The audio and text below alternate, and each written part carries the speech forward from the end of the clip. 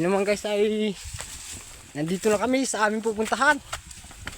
Nandito na po kami sa aming kukuprahan. Na ito po yung daan papuntang itim na lupa, lampas ng Quezon. Di pa po ito makakalsada at puro bundok. Ito po kukuprahan namin doon sa lulo namin. Ay di man napabayaan man po ng lulo namin, kaya magulang ko ang nagpundar na. Ito na po yung yugan Ito na po yung sintro ng Maglinaw. Kaso kabundukan lang po ito.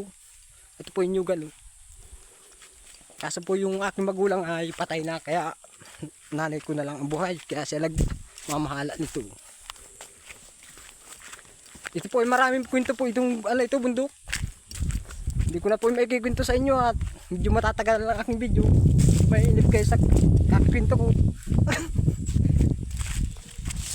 Ito po yung Maglinaw.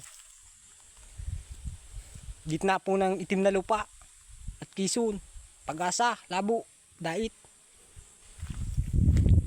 Ito po yung critical area po ito. Noong araw, mahigpit na po dito nun. Ayun po, puro bundok.